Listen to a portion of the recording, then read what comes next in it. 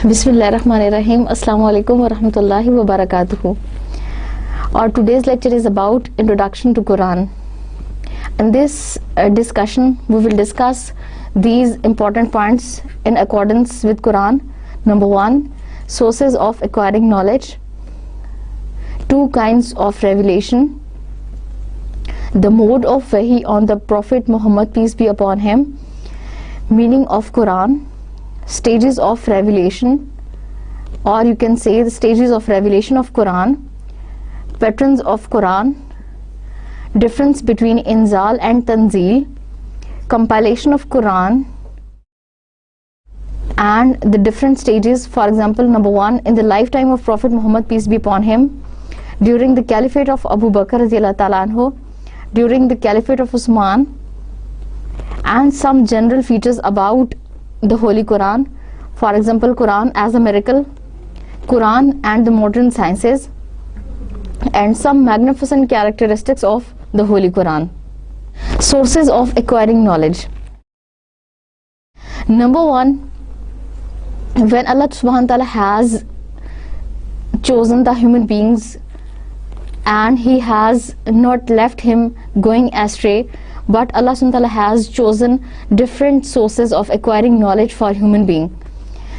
There are different ways to acquire knowledge. For example, number 1, the senses of a human being.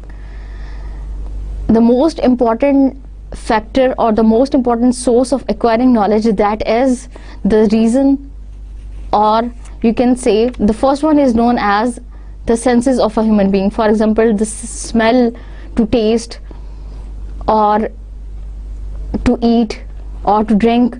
These are the different senses of a human being through which he can acquire knowledge. For example, I drink water and then I come to know that what is the taste of this water and what are the different features and the characteristics of this water. The second source through which a human being can acquire knowledge, that is the reason. Logical reasoning کے ذریعے بھی انسان علم حاصل کر سکتا ہے. مثلا if I say this is night time, it means this is not the day time. اگر میں یہ کہوں کہ یہ رات کا وقت ہے تو اس کا مطلب ہے کہ یہ دن کا وقت نہیں ہے. So through the logical reasoning a human being can attain knowledge. The third source through which a human being can attain knowledge, can acquire knowledge, that is the revelation. That is known as wahi. Some people who don't have faith in the revealed religions, they don't think so that the wahi or the revelation is the source of acquiring knowledge. They don't have faith, they don't have belief in it, but in fact this is a kind of, or you can say a source of attaining the knowledge. For example, we know about the day of judgment, we know about a taqdeer, and we have the predictions about the coming future, that is known through the wahi. So the people who have faith in the revealed religions, they know it and they have faith in it. This is wahi, or the revelation is a source of acquiring knowledge. Now what are the kinds of revelation? The 2 kinds of revelation. The first one, there are 2 types, there are 2 different kinds of revelation. Number 1 is known as wahi matlu, the recited revelation. وہ revelation یا وہ وحی جس کی تلاوت کی جاتی ہے اور تلاوت ہی کے ذریعے اس سے عبادت کی جاتی ہے, that is known as وحی مطلو.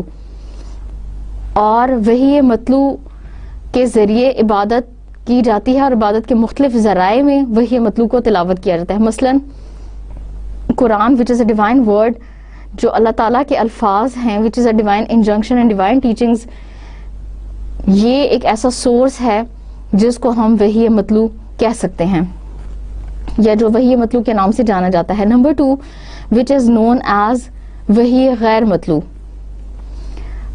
the unrecited revelation. وہ وحی جس کی تلاوت نہیں کی جاتی یا عبادت میں جس کو تلاوت نہیں کیا جاتا لیکن وہ بھی وحی کا ایک ذریعہ یا وحی کی ایک قسم شمار ہوتی ہے. فار ایگزامپل حدیث وہی شمار نہیں ہوتی, but it is in fact the teachings of prophet Muhammad صلی اللہ علیہ وسلم نون ایز unrecited revelation. نبی کریم صلی اللہ علیہ وسلم کی جو تعلیمات ہیں وہ وہی غیر مطلوع شمار کی جاتی ہیں, اگرچہ ہم نماز میں اس کی تلاوت نہیں کرتے, ان کو قرآن کی طرح پڑھتے نہیں ہیں, لیکن وہ وہی غیر مطلوع شمار کی جاتی ہیں, کیونکہ وہ دراصل اس کا اوریجن اور اس کا سورس جو ہے وہ اللہ تعالیٰ ہے, اور اللہ تعالیٰ ہی نے وہ ریویل کی ہے. So that is known as وحی غیر مطلوع. And now the mode of wahi on the prophets or on the prophet Muhammad peace be upon him. نبی کریم صلی اللہ علیہ وسلم پر کیسے وحی نازل کی جاتی تھی؟ اصل میں وحی نازل کرنے کے مختلف طریقے ہیں جن کے ذریعے اللہ تعالیٰ نبی کریم صلی اللہ علیہ وسلم پر وحی نازل کرتے تھے. نمبر 1, سب سے پہلا source the buzzing sound of honey bees or the chiming sound of bells. نبی کریم صلی اللہ علیہ وسلم پر جب وحی نازل کی جاتی تو انہیں وحی کے نزول کے ساتھ ہی گھڑی کے یا گھنٹی کے ٹن ٹنانے کی آواز آتی تھی. And that was the hardest form of revelation. نبی کریم صلی اللہ علیہ وسلم پر سب سے زیادہ مشقت طلب یہی وقت ہوتا تھا جب نبی صلی اللہ علیہ وسلم پر گھڑی کے ٹمٹمانے کی انداز میں وہی نازل کی جاتی. اور حدیث کی مختلف نریشن سے پتہ چلتا ہے کہ نبی کریم صلی اللہ علیہ وسلم پر جب اس فارم میں وہی نازل کی جاتی تو آپ کو سخت جاڑے کے موسم میں, سخت گرمی کے موسم میں پسینہ آنے لگتا, اور آپ جس اونٹ پہ سوار ہوتے آپ کے وزن اور آپ کے بوجھ کی وجہ سے وہ بیٹھ جاتا. دین the second mode of wahi that was the appearance of angel in human form. حضرت جبریل علیہ السلام جب وحی لے کر آتے تو وہ انسان کی شکل میں آپ کے سامنے نمودار ہوتے,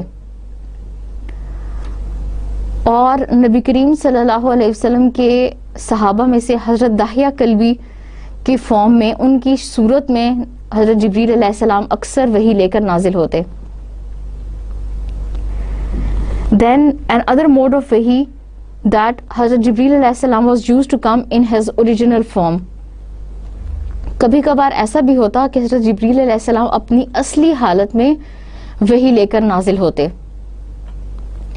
And Prophet Muhammad peace be upon him has seen him 3 times in his original form. نبی کریم صلی اللہ علیہ وسلم نے اپنی زندگی میں حضرت جبریل علیہ السلام کو صرف 3 مرتبہ ان کی اوریجنل حالت میں دیکھا. The fourth mode is distinguished by a direct conversation. کبھی کبھار وہی ایسے بھی نازل ہوتی کہ نبی کریم صلی اللہ علیہ وسلم اللہ تعالیٰ سے خود مخاطب ہوتے, اور نبی کریم صلی اللہ علیہ وسلم اور اللہ کے درمیان صرف ایک حجاب, ایک پردہ ہوتا جس سے نبی کریم صلی اللہ علیہ وسلم اللہ تعالیٰ کی آواز سنتے. یا یہ کہا جاتا ہے کہ حجاب کے پیچھے سے ہی کوئی ایسا پیغام نبی کریم صلی اللہ علیہ وسلم کو دیا جاتا جو ان کے دل میں گھر کر لیتا. اسی طرح حضرت موسیٰ علیہ السلام کو بھی اللہ تعالیٰ نے کلام کرنے کا شرف بخشا. وَكَلَّمَ اللَّهُ مُوسَىٰ تَكْلِيمًا, اور اللہ تعالیٰ نے موسیٰ علیہ السلام سے کلام کیا. اس کا مطلب یہ ہے کہ نبی کریم صلی اللہ علیہ وسلم کے علاوہ کچھ انبیاء اور بھی ایسے تھے جن کو اللہ تعالیٰ نے کلام کا شرف بخشا, اور ان پر وحی نبی کریم صلی اللہ علیہ وسلم پر وحی کی طرح کلام کی صورت میں نازل ہوتی. Then the fifth mode of wahi that Hazrat Jibreel alayhi salam, without appearing in physical form, he was used to conversate something in the heart of Prophet Muhammad peace be upon him. اس طریقے سے, اس ذریعے سے نبی کریم صلی اللہ علیہ وسلم کے دل میں حضرت جبریل علیہ السلام کوئی بات القا کر دیتے, to put in the heart of Prophet Muhammad صلی اللہ علیہ وسلم. بغیر کسی کلام کے, بغیر ظاہر ہوئے نبی کریم صلی اللہ علیہ وسلم کے دل میں کوئی بات ڈال دینا. That is also known as a mode of wahi. چنانچہ یہ 5 وہ طریقے تھے جن کے ذریعے اللہ تعالیٰ نبی کریم صلی اللہ علیہ وسلم پر اپنا پیغام نازل کرتے. اور انہی اقسام میں سے ایک ہے کہ فرشتے کا نبی کریم صلی اللہ علیہ وسلم کے سامنے کسی چیز کو دہرانا یہاں تک کہ وہ چیز نبی کریم صلی اللہ علیہ وسلم کو یاد کروا دینا. And that is known as the beginning of the revelation of the Holy Quran.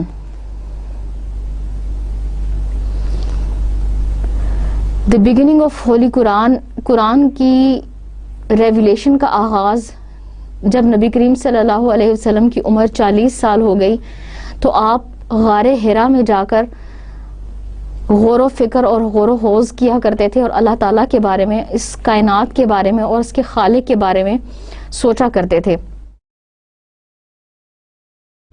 اور ایک بہت اہم چیز جو نبی کریم صلی اللہ علیہ وسلم کو توحید کے بارے میں غور و خوض کرنے پر مجبور کرتی وہ بتوں کی پوجا تھی.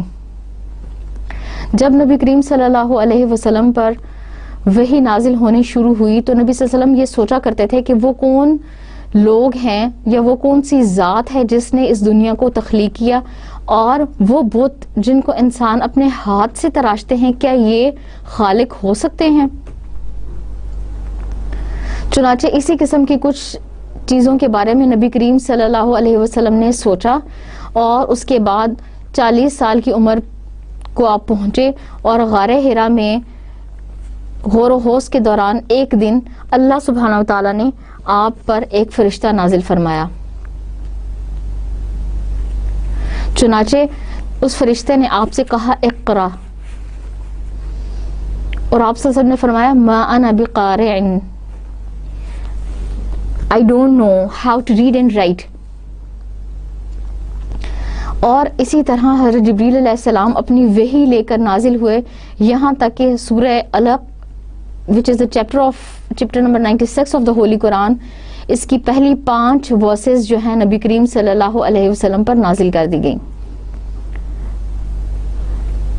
This was the beginning of the revelation of the Holy Quran. And now the meaning of Holy Quran. The word Holy Quran or the word Quran is not an English term. This is an Arabic word derived from the Arabic root word qara'a, qaf, re, alif. And qara'a means to recite, to read. So it means that this is the most read book of the world, and it is the book which should be read again and again. And Allah subhanahu wa ta'ala has chosen different names for this holy book in his holy Quran. For example, Allah subhanahu wa ta'ala says it Tanzeel, Al-Furqan, Al-Kitab, Ash-Shifa. These are the different names of Holy Quran which are mentioned in the Holy Quran. لیکن some scholars says، کچھ علماء کا یہ خیال ہے کہ قرآن کا جو ذاتی نام ہے that is Quran, but other names are in fact the attributes of Holy Quran. کہ قرآن کا ذاتی نام تو قرآن ہی ہے لیکن باقی جو نام اللہ تعالیٰ نے ذکر کیے ہیں جیسے الکتاب، الشفا، فرقان، یہ قرآن کے نام نہیں بلکہ قرآن کی مختلف صفات پر بحث کرتے ہیں. یہ الفاظ قرآن کی مختلف صفات سے تعلق رکھتے ہیں. چنانچہ ان کا خیال ہے کہ یہ قرآن کی صفات ہیں جبکہ قرآن کا ذاتی نام قرآن مجید ہے. جیسے کہ اللہ تعالیٰ نے خود قرآن میں ارشاد فرمایا اِنَّا نَحْنُ نَزَّلْنَا عَلَيْكَ الْقُرْآنَ تَنزِيلًا، and it is we who have revealed this holy book to you in stages. So we can attribute Holy Quran as a book of guidance, the divine words of Allah subhanahu wa ta'ala revealed in a span of 23 years on the heart of Prophet Muhammad sallallahu alaihi wasallam,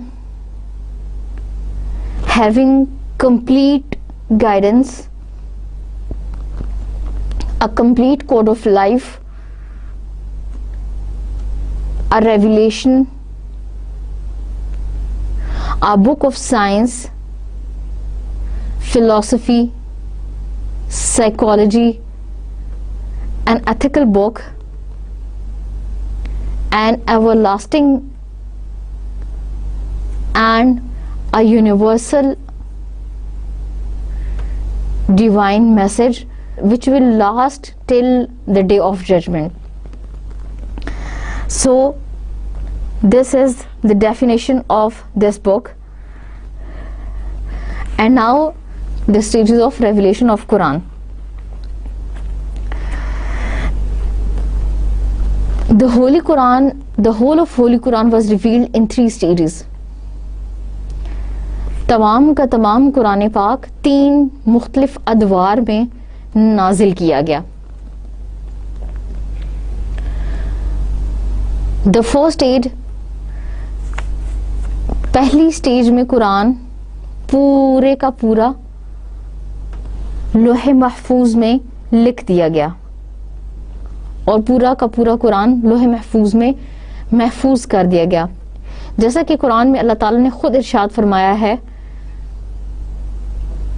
بل هو قرآن مجید فی لوح محفوظ.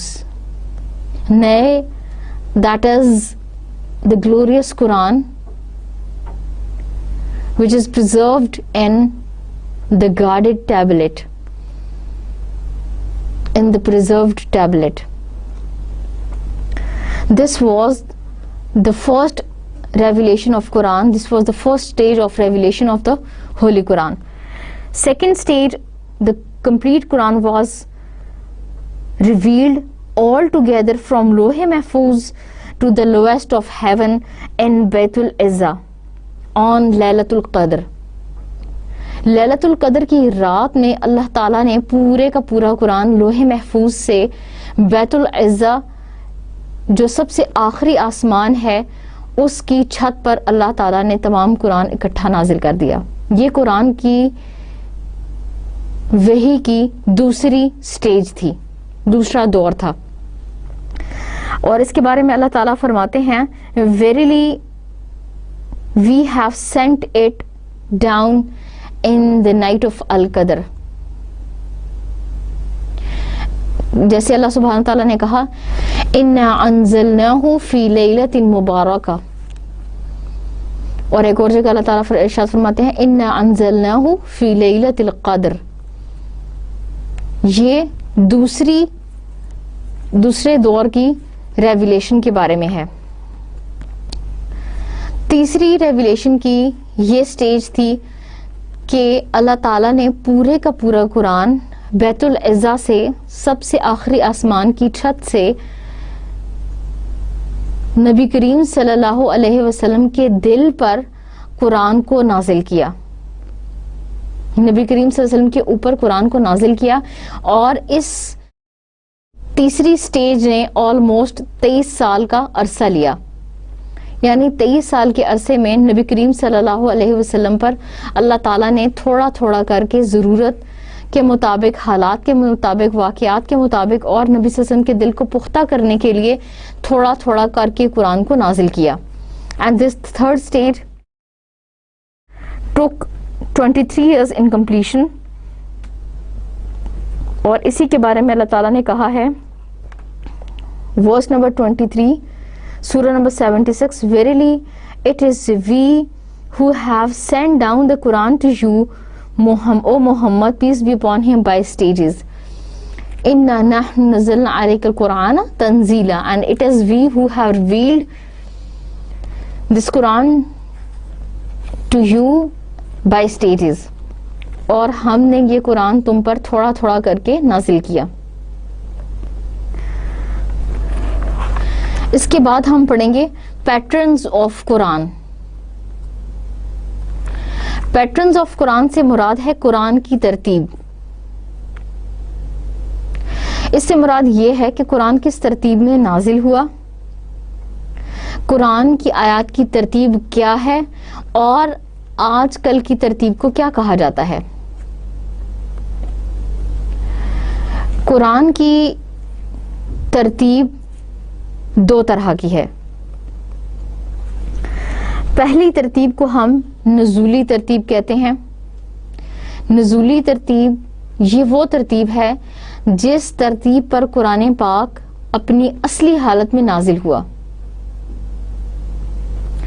مثلا سورہ علق سب سے پہلے نازل ہونے والی سورت ہے.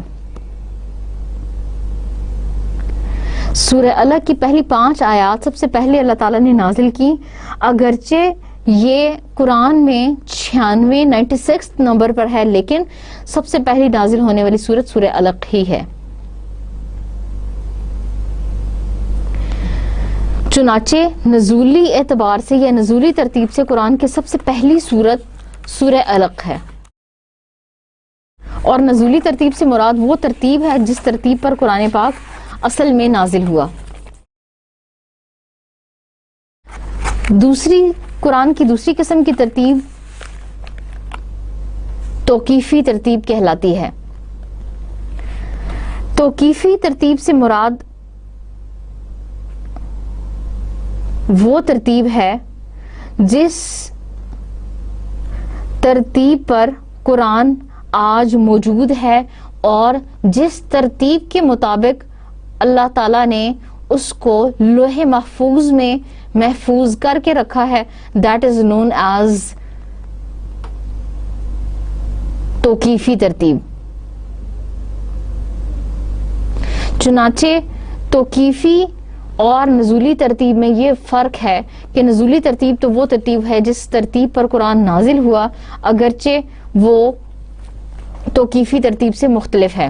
اور توقیفی ترتیب وہ ہے جس ترتیب پر, جس انداز میں اور جس آرڈر میں قرآن آج موجود ہے. مثلا سب سے پہلے بسم اللہ الرحمن الرحیم سورہ فاتحہ, سورہ فاتحہ کے بعد سورہ بقرہ, اور سورہ بقرہ کے بعد آگے مختلف صورتیں. چنانچہ یہ ترتیب جو لوح محفوظ میں جس انداز میں ہے اور جس انداز میں قرآن مجید آج موجود ہے, یہ اس کو ہم توقیفی ترتیب کہتے ہیں. اور یہ ترتیب نبی کریم صلی اللہ علیہ وسلم نے خود بتائی ہے, اور نبی کریم صلی اللہ علیہ وسلم کو اس ترتیب کے بارے میں بھی دراصل وحی کی گئی ہے.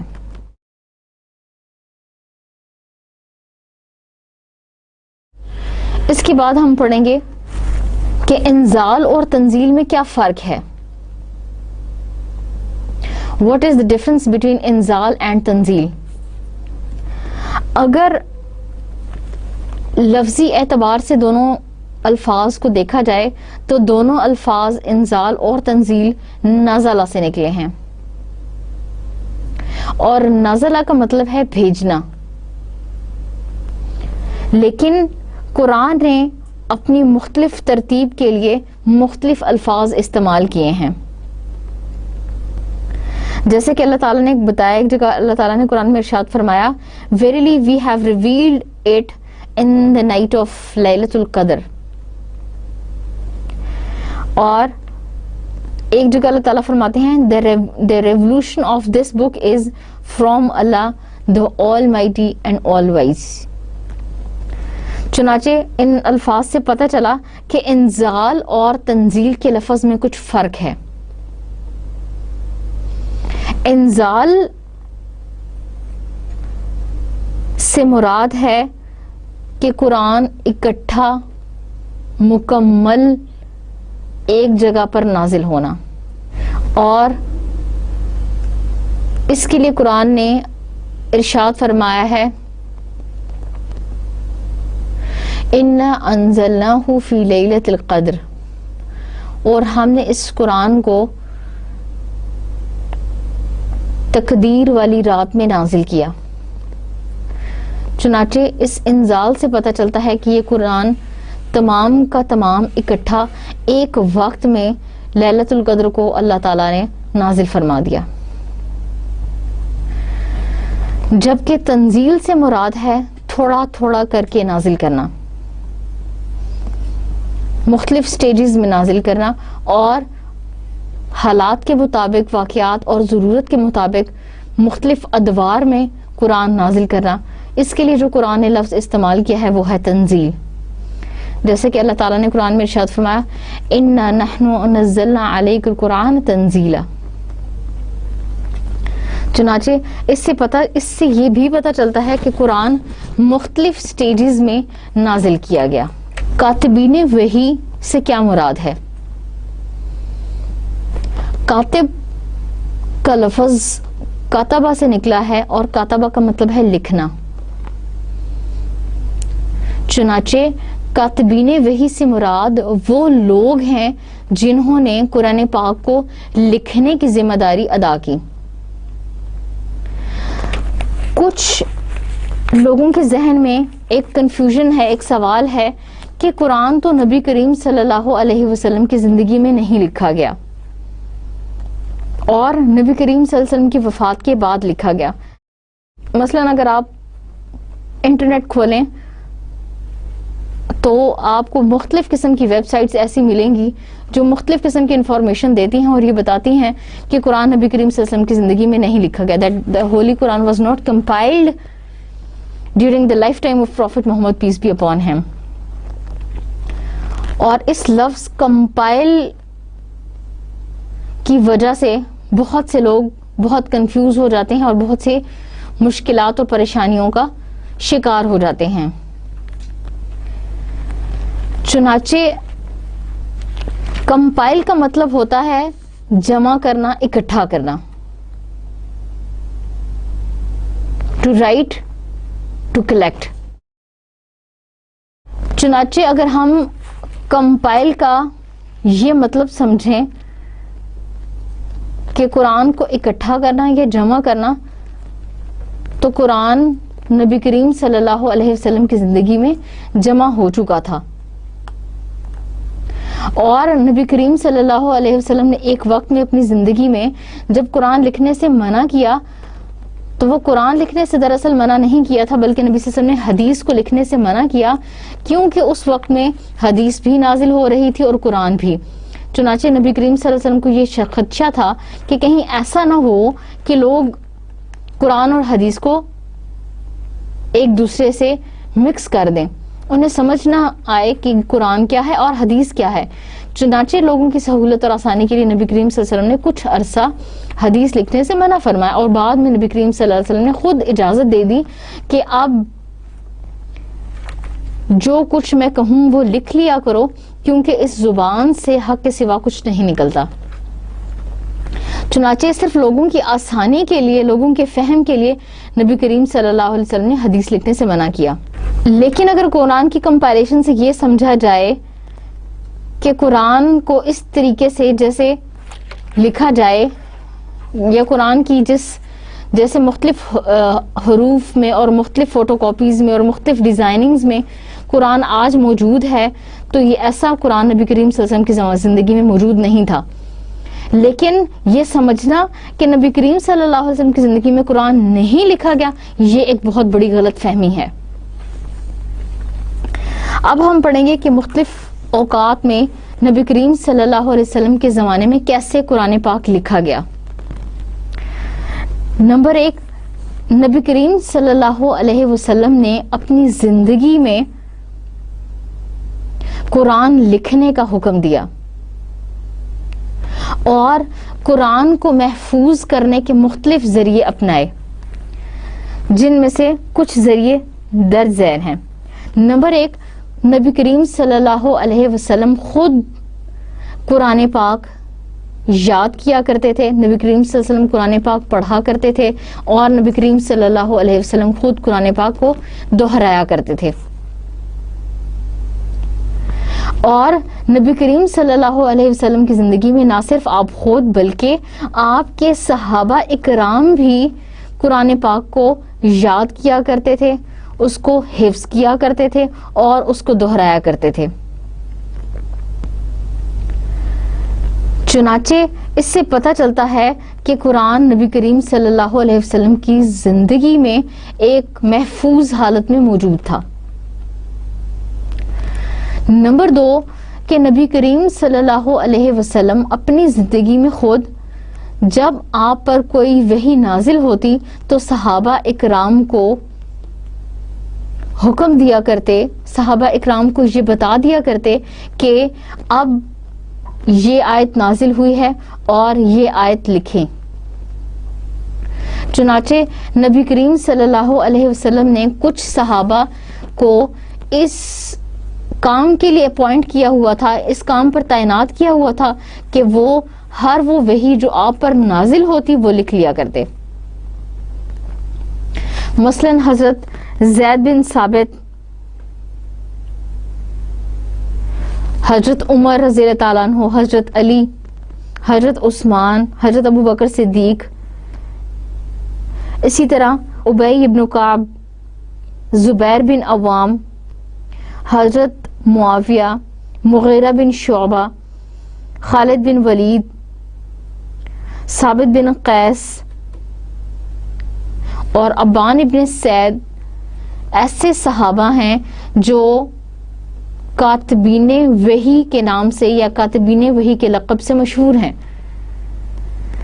ان میں سے کچھ صحابہ تو ایسے تھے جو نبی کریم صلی اللہ علیہ وسلم کے ساتھ پورا دن رہتے، اور جب یہ کسی کام کے لیے ضروری کام سے جاتے تو اپنے بعد کسی اور صحابی کو نبی کریم صلی اللہ علیہ وسلم کے پاس چھوڑ جاتے کہ وہ تاکہ وہ نبی کریم صلی اللہ علیہ وسلم سے ماخوذ تمام احادیث اور اس کے علاوہ جو نئی وحی ان پر نازل ہو وہ لکھ لیں۔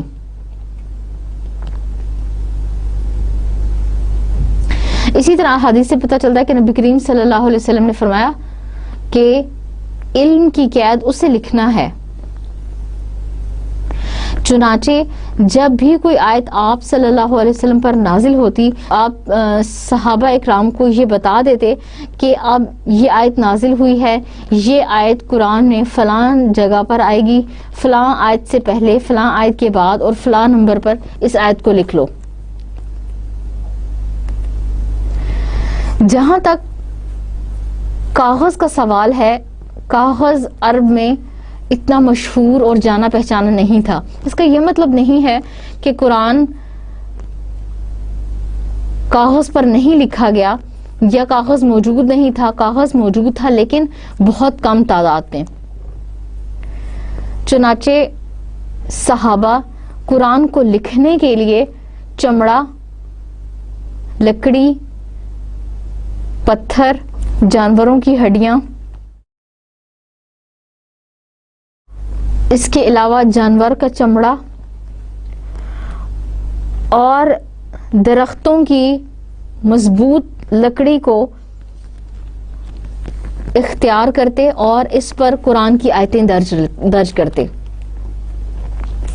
اس کے علاوہ قرآن کو محفوظ کرنے کی ایک شکل یہ بھی تھی کہ بہت سے صحابہ نے اپنی رہنمائی کے لیے اور اپنے ذاتی استعمال کے لیے انفرادی طور پر بہت سی قرآن کی آیات لکھ رکھی تھی۔ مثلا کچھ صحابہ کے بارے میں ہے کہ انہوں نے قصاص اور دیت کے جو احکامات ہیں وہ لکھ رکھے تھے اپنے پاس۔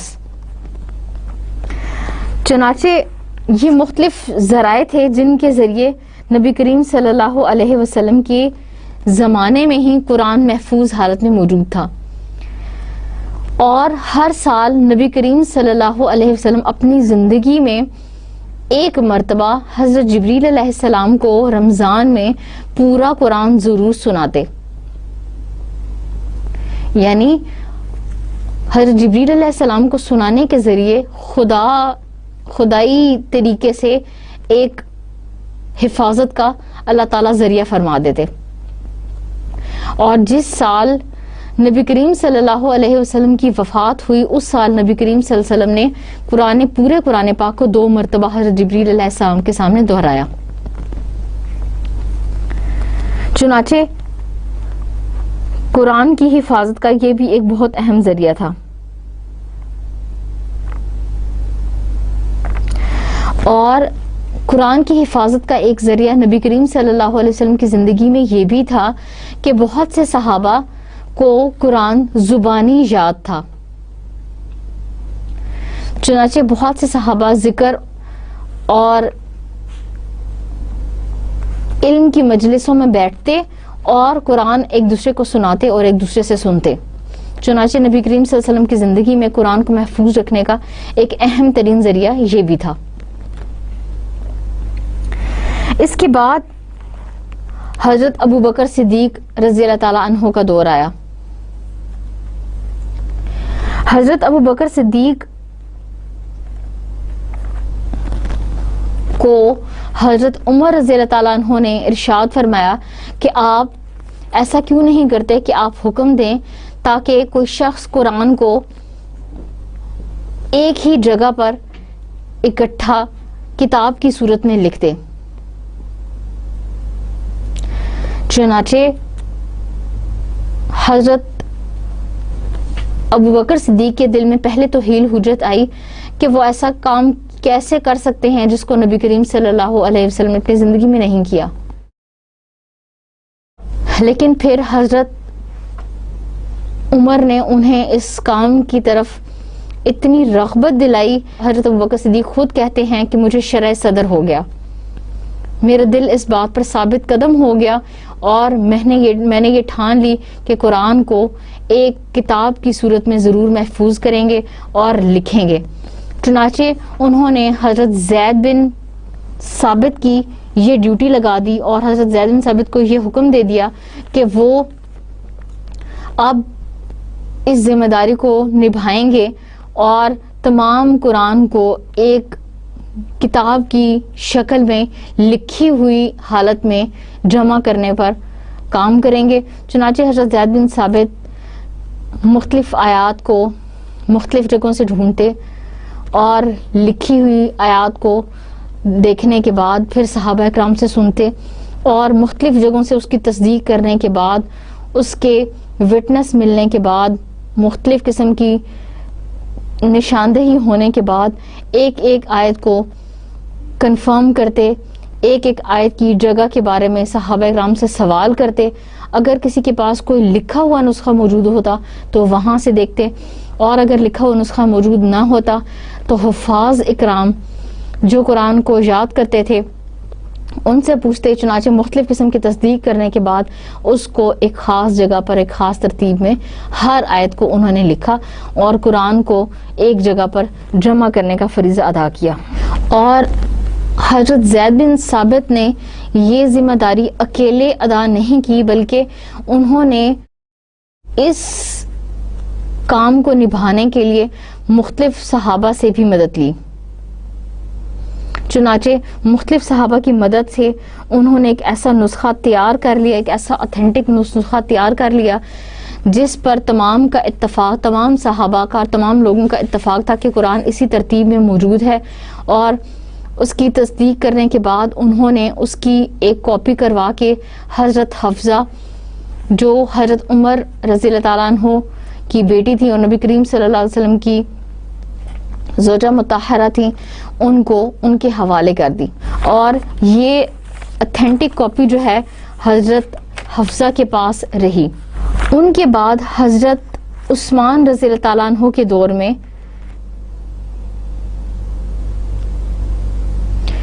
انہوں نے حضرت عثمان رضی اللہ تعالیٰ عنہ نے مختلف صحابہ مثلا حضرت زید بن ثابت, عبداللہ بن زبیر, سعید بن العاص اور عبد الرحمن بن حارث بن حشام کی یہ ڈیوٹی لگائی اور انہیں یہ فرض سونپا کہ وہ اس کاپی سے یا اس جو اوریجنل کاپی تھی اس سے مختلف کاپیاں تیار کریں, اس سے مختلف کاپیاں, اس کی مختلف صورتیں بنانے کے بعد اس کو تمام علاقوں میں تقسیم کروا دیں تاکہ تمام مسلمان ایک لہجے پر اور ایک قرات پر جمع ہو جائیں. اور اس کام کی ضرورت اس لیے پیش آئی کیونکہ حضرت عثمان کے دور میں مسلمانوں کی فتوحات بہت زیادہ پھیل چکی تھیں. مسلمان دنیا کے دور دراز علاقوں میں قابض ہو چکے تھے اور مسلمانوں کی آبادیاں دنیا کے بہت دور دراز کے علاقوں میں موجود تھیں. چنانچہ انہوں نے یہ سوچا کہ تمام لوگ ایک ہی لہجے پر, ایک ہی قرات پر اور ایک جو اوتھینٹک کاپی ہے اسی کو فالو کریں. انہوں نے ان درج ذیل صحابہ کو حکم دیا کہ وہ ان کی کاپیاں تیار کروا کر تمام علاقوں میں بھجوا دیں, اور وہ کاپیاں جو لوگ فالو کرتے ہیں, یہ مختلف کاپیاں اگر اس کی موجود ہیں تو ان کو ختم کر دیا جائے, تاکہ قرآن سے ریلیٹڈ کسی بھی چیز میں کوئی کنفیوژن نہ ہو, کوئی پرابلم نہ ہو, اور تمام لوگوں کی ریسائٹیشن ایک ہی جیسی ہو, تمام لوگ ایک ہی قرات پر متفق ہوں. اور اسی لیے حضرت عثمان کو جامع القرآن کا لقب دیا گیا ہے, کیونکہ انہوں نے ایک اوریجنل کاپی سے مختلف کاپیاں تیار کروا کے تمام علاقوں میں تقسیم کروائی اور تمام امت کو ایک ہی لہجے, ایک ہی قرات پر اور ایک ہی مصحف پر جمع کیا. اور ان کی کاپیاں کروانے کے بعد اصلی اور اوریجنل کاپی جو تھی وہ حضرت حفصہ رضی اللہ تعالیٰ عنہ کے پاس رکھوا دی گئی اور وہ کاپی مدینہ میں موجود تھی.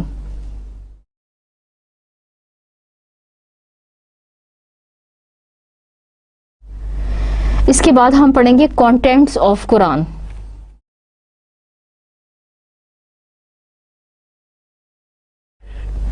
کانٹینٹس آف قرآن کہ قرآن میں کن چیزوں کا ذکر کیا گیا ہے. مثلا نمبر 1, قرآن پاک میں اللہ تعالیٰ نے کائنات کی تخلیق کے بارے میں بہت اہم انکشافات کیے ہیں, اور قرآن ایک ڈیٹیلڈ اکاؤنٹ دیتا ہے, ایک ڈیٹیلڈ ڈسکرپشن دیتا ہے زمین اور آسمان, چاند, سورج, ستارے, ان کی تخلیق کے بارے میں. اس کے علاوہ قرآن نے مختلف اقوام کے قصوں کا بھی ذکر کیا ہے, مختلف اقوام کے قصوں کا بھی ذکر کیا ہے کہ اللہ تعالیٰ نے دنیا میں کون کون سی اقوام بھیجی, اور یہ کہ نبی کریم صلی اللہ علیہ وسلم کا لایا ہوا پیغام جو ہے وہ ہمیشہ کے لیے ہے, یونیورسل اور عالمگیر ہے, اور یہ کہ تمام اقوام کو جو پیغام دیا گیا, تمام انبیاء کو جو دین دیا گیا وہ ایک ہی تھا. اسی طرح قرآن میں مختلف laws and rules and regulations کا بھی ذکر کیا گیا ہے. قرآن اصل میں کلیات کی کتاب ہے اور جزیات کی کتاب نہیں ہے. قرآن دراصل مین اور جنرل ٹیچنگز اور جنرل انجنکشنز جو ہیں وہ قرآن میں مینشن کی گئی ہیں, قرآن میں ذکر کی گئی ہیں, لیکن اسپیسیفک اور پرٹیکولر چیزیں جو ہیں وہ قرآن میں نہیں بتائی گئیں. لیکن کچھ اسپیسیفک اور پرٹیکولر چیزیں بھی اتنی اہم ہیں, اتنی ضروری ہیں کہ قرآن نے اس پر بھی بحث کی ہے. مثلا ایتھیکل سسٹم آف اسلام, انسان کی اخلاقیات میں ایک بہت چھوٹا سا کردار ہے انسان کی چال ڈھال کا, کہ انسان زمین پر کیسے چلے اور انسان کے اندر کیا صفات ہونی چاہیے. تو اللہ تعالیٰ نے انسان کے چلنے کے بارے میں قرآن میں ارشاد فرمایا, اِنَّكَ لَن تَخْرِقَ الْأَرْضَ وَلَن تَبْلُغَ الْجِبَالَ طُولًا, کہ زمین پر اتنے تکبر اور فخر غرور سے نہ چلو, کیونکہ تم جتنے بھی بلند ہو جاؤ تم پہاڑوں سے نیچے ہی رہو گے, اور تمہاری ایک حرکت زمین کے اوپر زمین کو توڑ نہیں سکتی, اور تم جتنے بھی بلند ہو جاؤ تم ہمیشہ پہاڑوں سے نیچے ہی رہو گے. چنانچہ اس کے علاوہ قرآن نے مختلف چیزوں کا ذکر کیا ہے. مثلا قرآن میں ایک کمپلیٹ کوڈ آف گائیڈنس کا بھی ذکر کیا گیا ہے. قرآن کے کچھ احکامات ایسے ہیں جو انسان کی زندگی سے متعلق ہیں کہ انسان زندگی کیسے گزارے. اس کے علاوہ قرآن کے مخاطبین میں مختلف لوگ شامل ہیں. قرآن نے یا تو مخاطب کیا ہے یا ایھا الناس تمام انسانوں کو، یا پھر قرآن نے مخاطب کیا ہے یا ایھا الذین آمنو، اے لوگو جو ایمان لائے ہو۔ چنانچہ قرآن کے کانٹینٹس میں یا قرآن کی فہرست میں مختلف چیزیں شامل ہیں۔ اس کے بعد ہم پڑھیں گے some general features about the holy Quran. قرآن کے بارے میں کچھ جنرل فیچرز، قرآن کی کچھ عمومی خصوصیات۔ مثلا قرآن کی ہر تیسری آیت توحید پر بیس کرتی ہے۔ توحید سے مراد ہے اللہ تعالیٰ کی وحدانیت پر ایمان لانا، یعنی اللہ تعالیٰ کی ذات پر، اللہ تعالیٰ کی ذات کے ایک کامل ہونے پر ایمان لانا۔ اس سے یہ بھی پتہ چلتا ہے کہ توحید اسلام کا ایک بہت بڑا اہم اور بنیادی عقیدہ ہے۔ اس کے علاوہ اگر قرآن کی ایک بہت بڑی خصوصیت یہ ہے کہ قرآن کا ایک لفظ بھی باطل نہیں ہے، اور اگر کوئی انسان کسی پریشانی یا مصیبت میں مبتلا ہے اور اپنی اس پریشانی کا حل وہ قرآن کے کانٹیکسٹ میں، قرآن کے سیاق و سباق میں تلاش کرنا چاہتا ہے، تو اس کو ایک دانا اور بینا دماغ چاہیے اور دل چاہیے جو سوچ سکے، اور یہ ممکن نہیں ہے کہ اسے کوئی کنفیوژن ہے، کوئی پرابلم ہے، کوئی مشکل ہے اور قرآن اس کا حل نہ دیتا ہو۔ اور یہ چیز یہ ظاہر کرتی ہے، یعنی قرآن انسان کی نہ صرف اجتماعی مشاکل اور مصائب کا حل پیش کرتا ہے، بلکہ قرآن انسان کو انفرادی طور پر بھی رہنمائی بخشتا ہے، اور قرآن انفرادی مسائل کے لیے بھی ویسے ہی جامع ہے جیسے اجتماعی مسائل کے لیے۔ اور قرآن کے الفاظ یہ ظاہر کرتے ہیں، یہ بتاتے ہیں کہ یہ ایک معجزہ ہے۔ This book is a miracle. This book is divine. قرآن کے الفاظ کا چناؤ، قرآن کے الفاظ کی ترتیب، قرآن کی آیات کی ترتیب، قرآن کی صورتیں، قرآن کی صورتوں کی ترتیب، یہ تمام ایک ایسے آرڈر میں، ایک ایسی ترتیب میں موجود ہیں جو معجزہ ہیں۔ پھر قرآن کے الفاظ ایسے ہیں کہ وہ اپنی ذات میں معجزہ ہیں۔ قرآن میں اللہ تعالیٰ نے ایسے الفاظ کا انتخاب کیا ہے جو یہ بتاتے ہیں کہ یہ کتاب ایک معجزہ ہے، اور قرآن کا کوئی ایسا لفظ، قرآن کا کوئی ایسا حکم، کوئی ایسی تعلیم ایسی نہیں ہے جس کو کوئی انسان قیامت کے دن تک جھوٹا یا غلط ثابت کر سکے۔ پھر قرآن کی ایک اہم خصوصیت اور اس کا ایک معجزانہ اسلوب یہ ہے کہ قرآن نہ صرف اپنے وقت کے اعتبار سے معجزہ ہے، بلکہ یہ ایک ایسا معجزہ ہے کہ جس معجزے جیسا کوئی انسان معجزہ نہیں لا سکتا۔ مثلا نبی کریم صلی اللہ علیہ وسلم امی تھے، لکھنا پڑھنا نہیں جانتے تھے۔ ایک امی شخص پر ایسی کتاب نازل ہوئی اور لوگوں نے اس سے کہا کہ یہ تم نے اپنے پاس سے لکھی ہے، لیکن قرآن نے یہ بتایا کہ اس میں کوئی ایک لفظ بھی ایسا نہیں ہے جو کسی انسان سے ماخوذ شدہ ہو، جو اس بات پر دلالت کرتے ہوں کہ یہ کتاب کسی انسان کی طرف سے ہے۔ مثلاً Quran speaks in first person, قرآن فرسٹ پرسن کی اسپیک میں بولتا ہے، بتاتا ہے. اس سے یہ پتہ چلتا ہے کہ قرآن جو ہے وہ کسی انسان کا لفظ نہیں ہو سکتا، کسی انسان کا کلام نہیں ہو سکتا.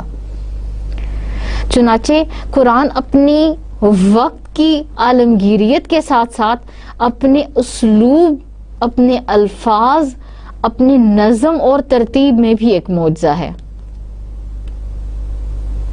اور یہ ایک ایسا معجزہ ہے جس نے انسان کے عجز کا اظہار کیا ہے. یعنی یہ ایک ایسی کتاب ہے جس جیسی کتاب کو انسان نہیں لا سکتا. یہی وجہ ہے کہ جو عرب جو اپنی زبان میں بہت فصیح اور بہت بلیغ سمجھے جاتے تھے، جن کو زبان دانی پر بڑا عبور حاصل تھا، ان سے جب اللہ تعالیٰ نے یہ کہا کہ اس جیسی کوئی ایک 10 صورتیں لے آؤ، اس جیسی 10 آیات لے آؤ، اس جیسی کوئی ایک آیت لے آؤ، تو وہ اس کا مقابلہ کرنے میں ثابت قدم نہ ظاہر ہو سکے. اس جیسا، اس کے اسلوب جیسا، اس کی نظم اور اس کی ترتیب جیسا کوئی ایک کلمہ، کوئی ایک آیت، کوئی ایک صورت بھی وہ پیش نہ کر سکے. چنانچہ یہ ایک ایسی کتاب ہے جس نے انسان کے عجز کا اظہار کیا ہے کہ یہ ایک ایسی کتاب ہے جس جیسا کلام انسان نہیں لا سکتا. اور پھر اس کے الفاظ میں ایسا تناظر پایا جاتا ہے، اس کے الفاظ میں ایسی پیشن گوئی پائی جاتی ہے جو کوئی انسان نہیں کر سکتا. مثلا قرآن نے بہت سی پہلی اقوام کا ذکر کیا ہے، بہت سے پہلے لوگوں کا ذکر کیا ہے، بہت سی پہلی نیشنز کا ذکر کیا ہے جو آج دنیا کے نقشے پر ظاہر ہو رہے ہیں. آج ان لوگوں کے بارے میں، ان اقوام کے بارے میں ہمیں پتہ چل رہا ہے، لیکن قرآن نے 1400 سال پہلے ہی اس کے بارے میں بتا دیا کہ اللہ تعالیٰ نے دنیا میں مختلف قسم کی اقوام کو نازل کیا ہے. اور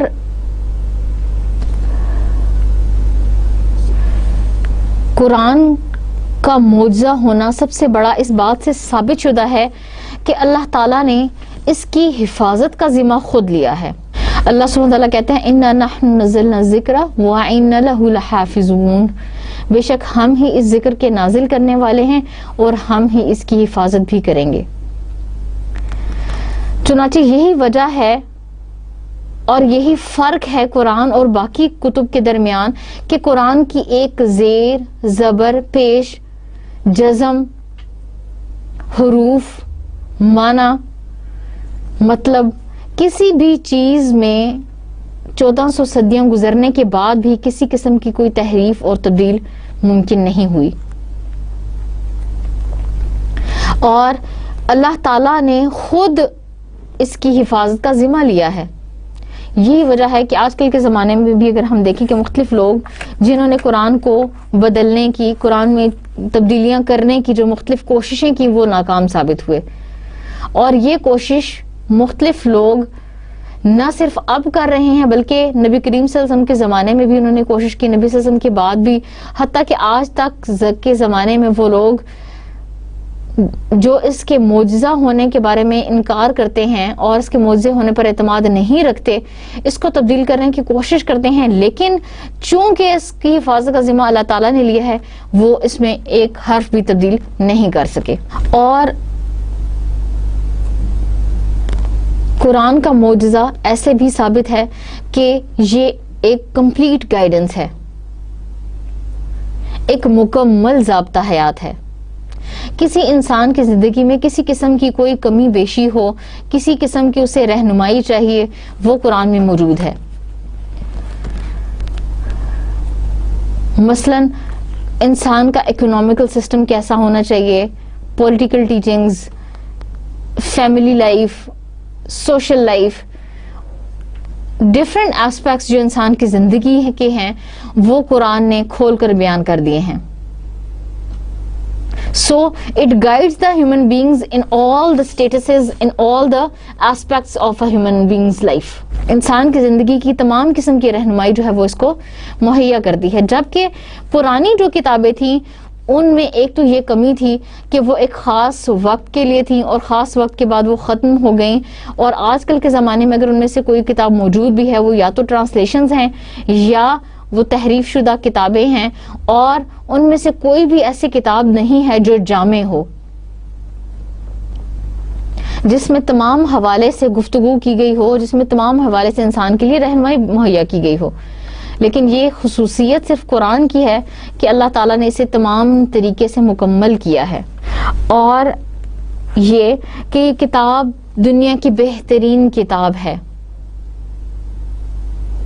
ہر وہ انسان جو اس سے رہنمائی حاصل کرنا چاہتا ہے, چاہے وہ مسلمان ہے, چاہے وہ کرسچن ہے, چاہے وہ جو ہے, چاہے دنیا کے کسی مذہب سے, کسی نسل سے اس کا تعلق ہے, اگر وہ اس سے ہدایت حاصل کرنا چاہتا ہے, اس سے رہنمائی حاصل کرنا چاہتا ہے, تو وہ اس سے ضرور رہنمائی حاصل کرے گا.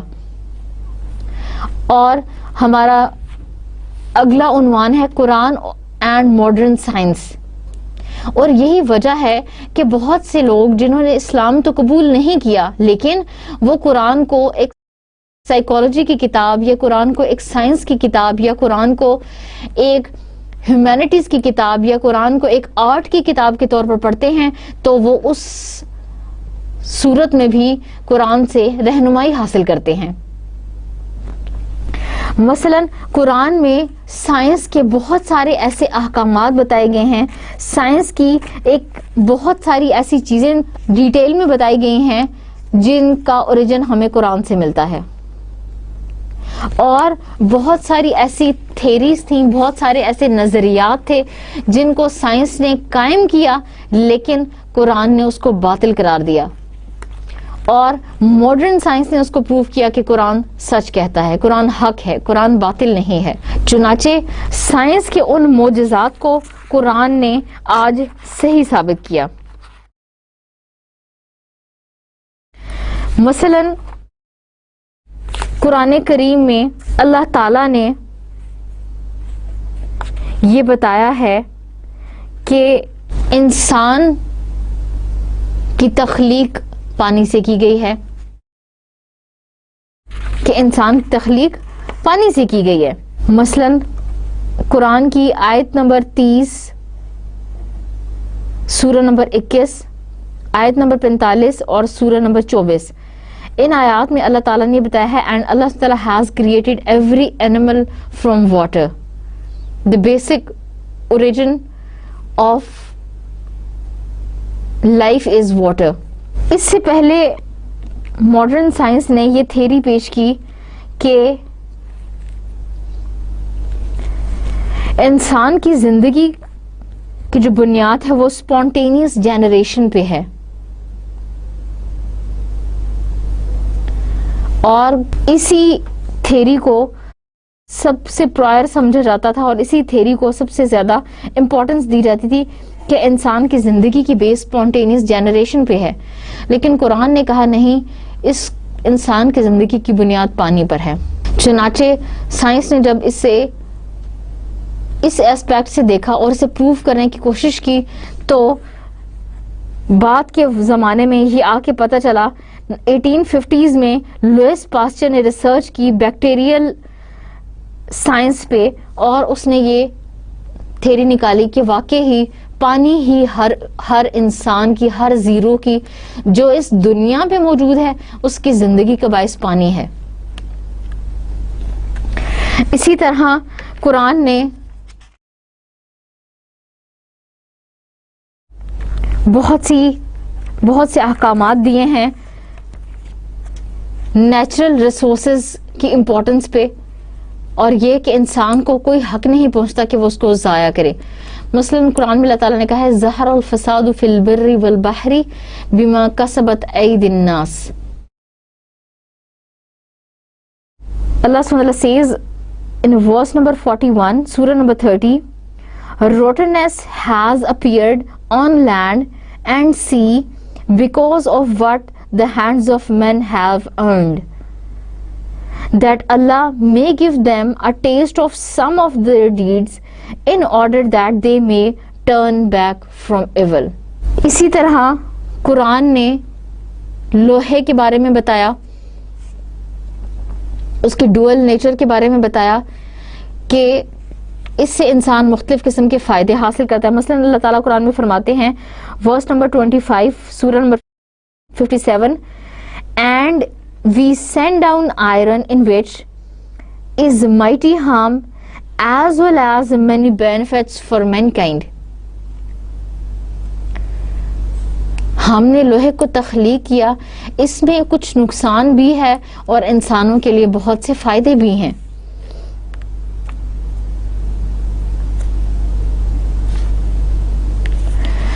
اسی طرح قرآن نے ڈائیورسٹی آف مین کائنڈ کے بارے میں فرمایا ورس نمبر 22 سورہ number 30, and among his signs is the creation of the heavens and the earth and the variation in your languages and your colors. Verily in that are signs for those who know. کہ اللہ تعالیٰ نے زمین اور آسمان کی تخلیق میں انسان کے لیے مختلف نشانیاں رکھی ہیں, اور انسانوں کی زبان اور انسانوں کے رنگوں میں جو فرق ہے یہ اللہ تعالیٰ کے نشانیوں میں سے ایک ہے, اور یہ نشانیاں ان لوگوں کے لیے ہیں جو سمجھنا چاہیں. ایک اور جگہ پر اللہ تعالیٰ فرماتے ہیں ورس نمبر 13 سورہ number 49, O mankind, we created you from a male and female and made you into nations and tribes that you may each know each other. Verily the most honored of you in the sight of Allah is the one who is the most deeply conscious of him. اللہ تعالیٰ نے انسان کی تخلیق کے بارے میں بتایا کہ انسانوں کو جو اللہ تعالیٰ نے مختلف زبان, مختلف نیشن اور مختلف گھرانے اور مختلف قبائل عطا کیے ہیں تو وہ انسان کے تعارف کے لیے ہیں, انسان کی پہچان کے لیے ہیں, لیکن اس لیے نہیں ہے کہ کوئی انسان کسی سے برتر ہے اور کسی سے بدتر ہے, بلکہ تمام انسان جو ہے اللہ تعالیٰ کی مخلوق ہیں, اور اللہ کے قریب وہ زیادہ انسان اچھا ہے یا بہتر ہے جو زیادہ متقی ہے. اسی طرح قرآن نے انسان کی تخلیق کے بارے میں بتایا کہ انسان کو اللہ تعالیٰ نے کیسے رحم مادر میں تخلیق کیا. ایمبرولوجی کا جو سارا سسٹم ہے وہ اللہ تعالیٰ نے قرآن میں بہت ڈیٹیل سے سورہ حج کی شروع کی آیات میں بتایا. انسان کی تخلیق کے 4 اہم مراحل کو اللہ تعالیٰ نے بہت تفصیل سے ان آیات میں بیان کیا ہے. اسی طرح اگر ہم میٹرولوجی کی بات کریں, the study which deals with the atmosphere, the condition of clouds, اور موسم کے بارے میں جتنی predictions کی جاتی ہیں that is known as meteorology. اس کے بارے میں اللہ تعالیٰ نے یہ فرمایا ہے قرآن میں then the winds raise clouds, کہ ہوائیں جو ہیں وہ clouds بناتی ہیں, ہوائیں جو ہیں وہ بادل کی تخلیق کا ذریعہ ہیں.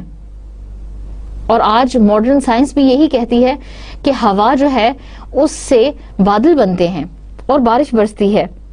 اور اللہ تعالیٰ کہتا ہے and then the winds raise clouds, then he spread them and makes them dark, then you see the drops issue from the midst of them. چنانچہ اللہ تعالیٰ نے بارش کے نازل ہونے کے یا بارش کے برسنے کے مختلف مراحل بتا دیے. سب سے پہلے اللہ تعالیٰ نے کہا کہ ہوائیں جو ہیں وہ بادل کو جنم دیتی ہیں, اور پھر ان ہواؤں کو اللہ تعالیٰ اکٹھا کر دیتا ہے, انہیں ڈارک کر دیتا ہے, اور پھر اس سے بارش کے قطرے نکلتے ہیں, اور پھر بارش کے قطروں کے نکلنے کے بعد اللہ تعالیٰ ان ہواؤں کو مختلف جگہوں پر پھیر دیتا ہے. یعنی ایک ہی ہوا جو ہوتی ہے وہ مختلف جگہوں پر جاتی ہے, اور کسی جگہ بارش ہوتی ہے اور کسی جگہ نہیں ہوتی. چنانچہ سائنس کی مختلف چیزیں, وہ ایسی تھیریز جس کو سائنس آج پروف کر رہی ہے جس کو سائنس آج بتا رہی ہے، قرآن نے آج سے 1400 سال پہلے اس کے بارے میں ڈسکرپشن بتا دی، اس کے بارے میں ڈیٹیلڈ اکاؤنٹ بتا دی کہ یہ کیسے ہوا، یہ کیسے ہوگا، اور یہ کیسے اللہ تعالیٰ نے اس کو تخلیق کیا. اسی طرح کاسمولوجی کے بارے میں قرآن نے ایک ڈیٹیلڈ ریفرنس دیا ہے. اللہ سبحانہ وتعالی says, verily in the heavens and the earth are signs for those who believe. In another verse, Allah subhanahu wa ta'ala says, has there not been over man a long period of time when he was not yet a thing thought of? اور science کی مختلف fields کے بارے میں اللہ تعالیٰ نے قرآن میں بہترین طریقے سے اس کی ڈیٹیلڈ اکاؤنٹ جو ہے وہ اللہ تعالیٰ نے پیش کی ہے. اس کے بعد ہم آخر میں پڑھیں گے سم magnificent characteristics of holy Quran. قرآن کی کچھ شاندار اور خاص ایسی خصوصیات جو صرف اور صرف اللہ تعالیٰ نے قرآن میں رکھی ہیں، دنیا کی کسی اور کتاب میں موجود نہیں ہیں. یہ خصوصیات درج ذیل ہیں. Number 1، Allah has described the noble Quran with a number of magnificent characteristics of which Ibn Qudama mentioned 8 in points. ابن قدامہ نے 8 ایسے پوائنٹس، ایسی کیریکٹرسٹکس، ایسی کوالٹیز اور ایسے کیریکٹرسٹکس کا ذکر کیا ہے کہ یہ 8 وہ خصوصیات ہیں جو اللہ تعالیٰ نے صرف قرآن کو دی ہیں اور دنیا کی کسی کتاب کو نہیں دی. Number 1، that it is clear and makes clear the laws and reports which it contains. یہ کتاب بہت مبین ہے، یہ کتاب روشن اور واضح ہے، اور وہ احکامات اور وہ چیزیں جن کو یہ بیان کرتی ہیں یا جن کی پروڈکشن کرتی ہے، جس کی یہ پیشن گوئی کرتی ہے، وہ بھی بہت واضح ہیں. قرآن کی سب سے پہلی خصوصیت یہ ہے کہ یہ مبین ہے، یہ واضح اور روشن کتاب ہے. Number 2، that it is Allah's firm rope, Hablullah, that is, it is the solid contract which Allah made a reason for reaching himself and the attainment of success by his grace. ابن قدامہ کہتے ہیں کہ قرآن کی دوسری اہم خصوصیت یہ ہے کہ قرآن حبل اللہ ہے، اللہ کی رسی ہے، کہ اگر کوئی شخص، اگر کوئی انسان اللہ تعالیٰ کی ذات سے جڑنا چاہتا ہے، اللہ تعالیٰ کی طرف رجوع کرنا چاہتا ہے، تو اس کے لیے ضروری ہے کہ وہ اس کتاب کا علم حاصل کرے، کیونکہ اس کتاب کے علم کے بغیر انسان اللہ تک نہیں پہنچ سکتا. Number 3, that it consists of distinct chapters, muhkamat, each distinct from the other, perfected and preserved from any flaws and contradiction. قرآن کی تیسری انہوں نے یہ خصوصیت بیان کی کہ قرآن ایک محکم کتاب ہے. قرآن میں اللہ تعالیٰ نے ایسے احکامات بیان کیے ہیں جو بہت واضح ہیں اور وہ بہت پرفیکٹ ہیں. اللہ تعالیٰ نے ان کو خود مکمل کیا ہے اور اللہ تعالیٰ نے خود ان کو حفاظت کیا ہے، اور وہ کسی قسم کی نقص اور کسی قسم کی عیب سے پاک ہیں. The fourth one, that it consists of clear verses, ayat al-bayyinat, which are clear and obvious signs indicating Allah's unique unity, the perfection of his attributes and the goodness of his laws. ابن قدامہ کہتے ہیں کہ قرآن کی چوتھی یہ خصوصیت ہے کہ قرآن آیات بینات پر مبنی ہے، اور قرآن کی آیات اتنی واضح ہیں کہ یہ اللہ تعالیٰ کی یونیک یونٹی، اللہ تعالیٰ کے پرفیکٹ ایٹریبیوٹس اور اللہ تعالیٰ کی مکمل ذات اور اللہ تعالیٰ کی وحدانیت پر دلیل کرتی ہیں، اور یہ بتاتی ہیں کہ اللہ تعالیٰ نے جو بھی احکام نازل کیے ہیں، اللہ تعالیٰ نے جو بھی قوانین بنائے ہیں، وہ مکمل، جامع اور واضح ہیں. 5ویں خصوصیت ابن قدامہ نے بتائی ہے that it contains clear and obscure verses, آیات محکمات والمتشابہات. The clear being that whose meaning is clear and the obscure being those whose meaning is hidden. And this does not contradict point number 3 above, because the clarity there refers to perfection and protection from flaws and contradiction, while here it refers to the clarity of meaning. It is obscure and is referred back to the clear. All of it will become clear. اور قرآن میں محکم آیتوں، مبین واضح آیتوں کے علاوہ ایک تعداد آیات کی ایسی بھی ہے جو obscure ہے، hidden ہے. محکم کے علاوہ ایک تعداد متشابہات کی بھی ہے کہ قرآن میں کچھ ایسی بھی آیتیں ہیں جس کا واضح حکم یا اس کا واضح مطلب بعض اوقات سمجھ میں نہیں آتا، چنانچہ اللہ تعالیٰ اس کو بعد میں واضح کرے گا، یا اللہ تعالیٰ اس کے بعد میں کیا احکامات ہیں وہ اس کو واضح کرنا اللہ تعالیٰ کی ذمہ داری ہے. اور یہ تیسرے پوائنٹ کے ساتھ کانٹراڈکٹ نہیں کرتا، اس کے متضاد نہیں ہے، کیونکہ یہ آیات مثلا جیسے سائنس کے بارے میں ہم نے بات کیا کہ بہت ساری چیزیں جو آج سے پہلے سائنس میں معلوم نہیں تھیں، جن کو سائنس نے ثابت نہیں کیا، لیکن آج اس کو سائنس پروف کرتی ہے. مثلا میڈیکل سائنس ہے یا پھر ایسٹرونومی ہے. تو قرآن کے وہ تمام احکامات واضح نہیں ہیں، کچھ احکامات ایسے بھی ہیں جو محکم ہیں جس کو آج شاید سائنس نہ جانتی ہو، لیکن آنے والے زمانے میں سائنس بھی جانے گی اور اس کو مانے گی بھی. قرآن کی ایک چھٹی قرآن کی حیثیت یہ ہے، یا قرآن کی ایک کیریکٹرسٹک یہ ہے that it is the truth، حق that cannot be affected by falsehood from any direction، کہ قرآن حق ہے. قرآن کی یہ خصوصیت ہے کہ قرآن حق ہے، قرآن سچ ہے، اور باطل کسی بھی انداز میں قرآن کو نقصان نہیں پہنچا سکتا. Number 7 that it is free from its description by the disbelievers as being poetry, magic or human speech، کہ قرآن کی یہ خصوصیت ہے کہ جیسا کہ کفار سے کہتے ہیں کہ یہ پوئٹری ہے، ایک سپیچ، ہیومن سپیچ ہے، یا کچھ ایسی اس میں خصوصیات ہیں جو انسان کی خصوصیات سے مشابہ ہیں، تو قرآن میں ایسی کوئی چیز موجود نہیں ہے، بلکہ قرآن کا کانٹیکسٹ، قرآن کے سیاق و سباق سے یہ ظاہر ہے کہ یہ ایک ڈیوائن ورڈ ہے، یہ اللہ کا لفظ ہے. اور سب سے آخری یہ کہ that it is a miracle that no one can imitate even with the help of others، کہ قرآن ایک ایسا معجزہ ہے کہ انسان اس جیسی کتاب یا اس جیسی کوئی اور چیز دوسروں کی مدد کے باوجود بھی بنا نہیں سکتا.